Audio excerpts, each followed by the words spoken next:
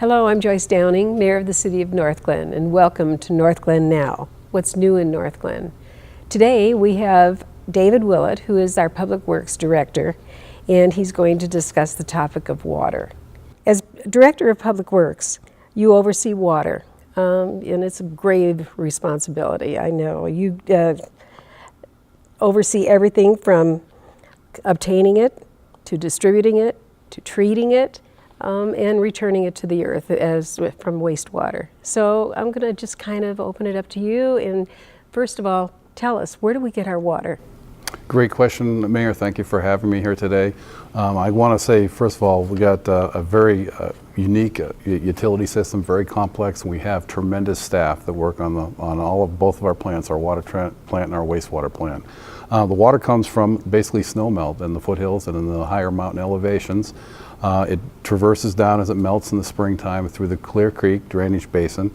We bring it into Stanley Lake, which is basically a shared reservoir with other municipalities like Thornton and Westminster.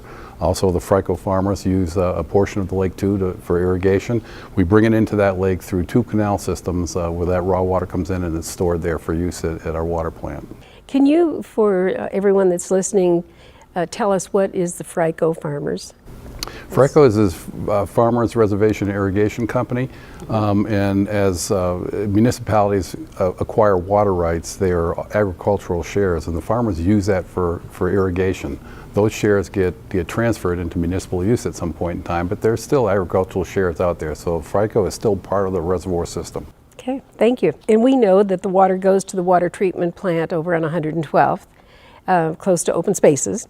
And we do a lot of testing there. So could you kind of elaborate on that? Yes, the testing there is done in accordance with all of our state provisions. We test for bacteria. We don't want that. We test for pH as well. We test for turbidity, which is basically the elements in the water to make it clear or translucent, things like that.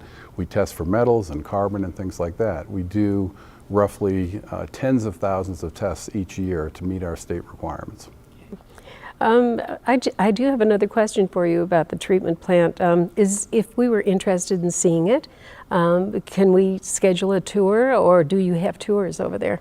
We do have tours. I'm an advocate that municipal jurisdictions don't market themselves enough, so I'd be happy to provide tours. So we do cities and Colorado cities and towns. We provide a very good tour once a year for that, but we would accommodate tours as they were requested. Great, and I've taken some of those tours, and it's very interesting, so I encourage anybody to do that if they can. So let's move on to water restrictions. We just imposed some water restrictions in Northglenn. Can you tell why did we do that? Sure. As I said earlier, we get our water basically from the snow melt. When we have dry years, that snow melt is not as deep as it normally is, therefore we don't get as much water. And unfortunately, and maybe today and the last couple of days haven't been a good timing for this because we've had so much rain, which is a good thing. But last fall and this winter, past winter, we didn't get a lot of heavy snowfall up there, at least as much as it has been in past years, and then the year before. So subsequently, it takes about 2 years to take effect. We get low on water, and that's what happened this year. But we're fine at this point in the stage right now, so I'm happy to say that the restrictions have done their job. That's great. That's really good. And now let's move to wastewater. And you know more about wastewater treatment than anybody I know.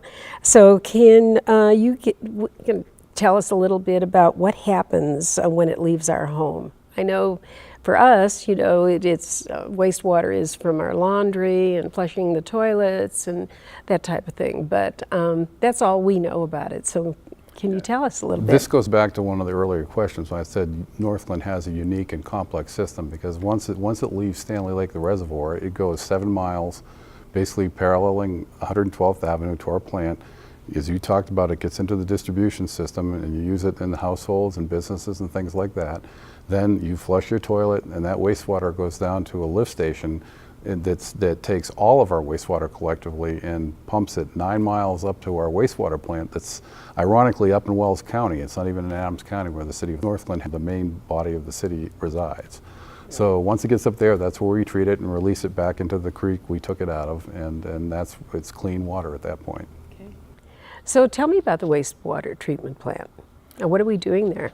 The wastewater treatment plant is a rather small plant for the Denver metro area, but it wasn't completely modernized. We have two phases of capital improvements coming up, one starting in 2019 for about $30 million, and then another one 5 years later, 2024-25 for another $30 million. And that will fully complete the plant in today's modern standards. A big subject right now is we're considering water rate increase. How will the money be used? Well, the money will be used to fund, obviously, portions of the debt that the enterprise fund will have to take on to pay for those capital improvements. There's also some minor improvements at the water plant as well. The water plant is a very, very modern plant. There's only a minor component towards the back end of our process that we need to put a little bit of money in, but combined, like I said, $30 million will cover the wastewater, small portion for water, and then the last phase will be all for wastewater, and that's where the rate increases will be used to pay for that. So how will that impact the citizens, the rate increase? Well, we don't. First of all, the rates, and of course, I don't believe are that significant. They're roughly 5 to 6% of what a ratepayer would pay, and overall, the city of Northglenn falls in the top of the middle third. Basically, so we're nowhere near the highest water rates. We are very, I think, fair in our water distribution. I think any of the citizens that are here will certainly commend the quality of water they get in their system, and the price that they pay compared to other municipalities is very fair. As you mentioned before, it's good if it rains and snows, right? Absolutely. Yeah, so I guess we'll be looking forward to a lot of rain. Thank you, David, for coming today, and it's been very informative. I know every time I talk to you, I learn more and more about this. And thank you for joining us for Northglenn Now. And for more information about water, please visit northglenn.org/water.